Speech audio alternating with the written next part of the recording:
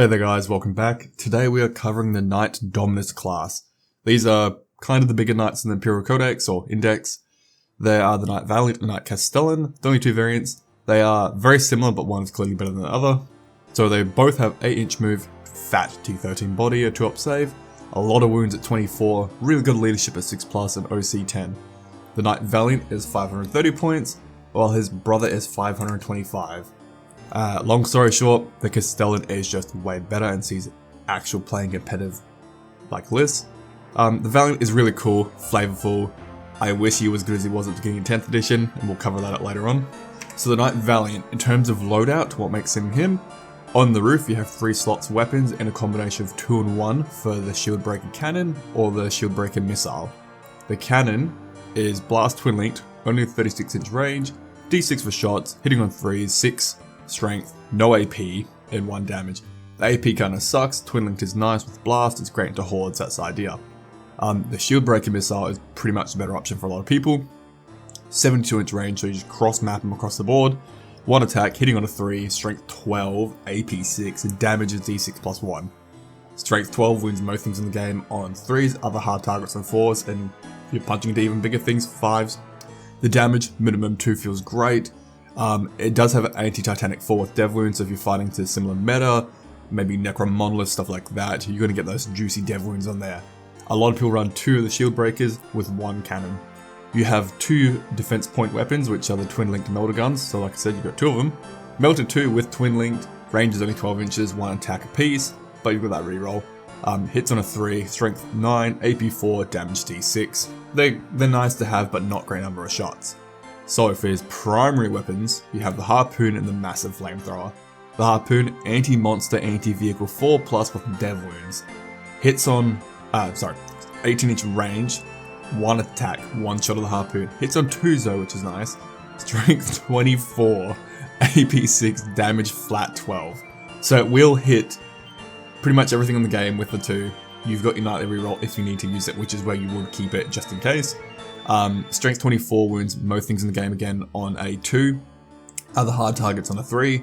And the AP 6, like your missiles being so high, is so uninteractive for a lot of people. They just have to take the damage unless they have an invuln. The Flamethrower is maybe one of the best in the game. 18-inch range is longer than normal for a flamer. 3d6 for number of shots. Strength 8, AP 1, 2 damage, and ignores cover. One of the best flamers in the game, and you can't use it to Overwatch because I'm still blaming they'll die from the beginning of 10th edition with their Titan, where Titans were getting too good at Overwatching and we lost that. Because with this guy in bigger games, you could deep strike him in with the enhancement, you could do your damage, they try and run away, trigger Overwatch, and you flamer him again. And then you've got the Titanic Feat at 4 attacks, hitting on 4s, strength 8, AP 1, 2 damage. Not the best melee profile there, very low number of attacks and hitting on 4. For the Knight himself, he's got the standard invuln 5 for range only, nothing for melee. You can bring it down to a 4 with your Rotate Iron Shield. He's got super heavy walker, so he can walk through the walls too. The problem though, that 8-inch move is not as good, so you might not be able to move through a wall because you can't finish safely or proper on the other end. You have Ion Aegis, which is a aura that gives other armors nearby the benefits of cover. Really good to have these Dominus Knights on the corner of a building, so it gives like cover extending out of the building for your armor just to run through. Then his unique rule to him is Overwhelming Firestorm. You pick something that you've shot at and it has to take a battle shock. Only 1 target though. Doesn't feel like the most impressive rule considering it's nearly, well, it's a 500+ point model. Alright, the Knight Castellan, his brother. He has the same loadout on the roof for the 2 and 1 combination with the Shield Breaker Cannon or the Missile Launcher. Again, same stat line. Everyone takes the 2 missile launchers and 1 cannon. You have the same 2 twin melter guns on your defense point. The thing that changes is his primary weapons and his unique ruling. So his first primary weapon is Volcano Lance with blast, 72-inch range, D3 for number of shots, hits on 3s, strength 18, AP 5, and the damage is D6 plus 8. So minimum 9 damage into a target, up to 14. AP 5 in a lot of cases people cannot interact with because it's so high, so they're relying on an invuln.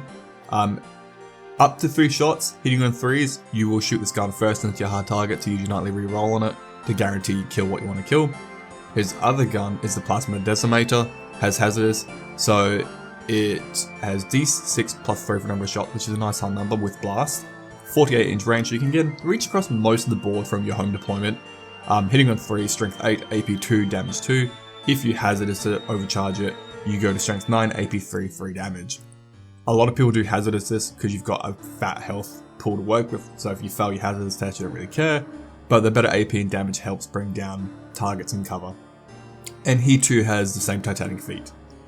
The problem with both these Dominus Knights are, especially the Castellan, there's a lot of blast on the weapon profiles, so if they get tagged in melee, they cannot interact at their feet, and you have to shoot out into another target, hitting on forwards because you're engaged in combat.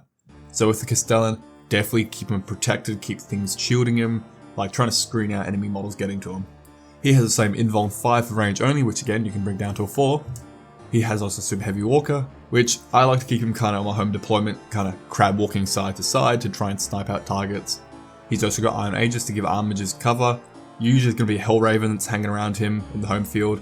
And then his unique rule is far better, called Titan Hunter. Every time it makes a range attack that goes to a monster or vehicle, you can re-roll a damage roll of 1. Really good when you've got hard hitting weapons like those missile launchers and that Volcano Lance. With these two, there feels like there's only 2 stratagems that really do help them right now, till we get our codex hopefully. You've got Shoulder the Burden and Trophy Claim. With Shoulder the Burden, it improves all the stat line by 1 and adds 1 to the hit roll. If your opponent's Warlord isn't open and you really need that thing to die, maybe Shoulder the Burden. Bring everything when you're like Castellan, hitting down to 2s, try and snipe it off the board, then you get your Honored Mechanic and you got your Battlefield of Pain, which will probably win you the game because it makes it really hard to deal with. Then Trophy Claim could work again for either of them, but I feel it works really good with the Valiant because it's close range profile. Adds 1 to the wound if you're fighting a monster or vehicle. Just another option, but both these stratagems are expensive and get locked out. Alright, that's it for the Dominus. Only 2 profiles right now. Who knows, maybe in our codex we might get another variant. We don't know yet. The Knight Castellan is just better. It sees far more play. The Valiant used to be good. It used to be a lot cheaper at the beginning of 10th edition. They were probably criminally undercosted. His profile is too short ranged. He is vulnerable to melee because he has to be close range to use his weaponry. It's kind of like a shotgun. He's only good at shooting at close range, but if you're at close range, your opponent can make a charge and get to you, and then he's not doing too great.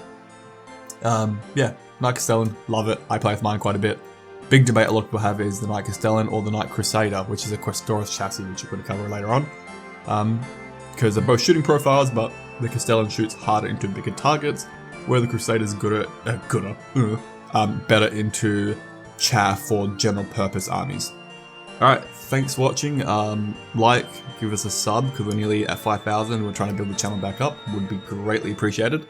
And have a good one. I will be covering the Knight Questoris and the Cerastus, and then we're going to do like a tier kind of overview ranking of all the Imperial Knights, because if you can't tell, I really like my Imperial Knights. Alright guys, have a good one. See ya.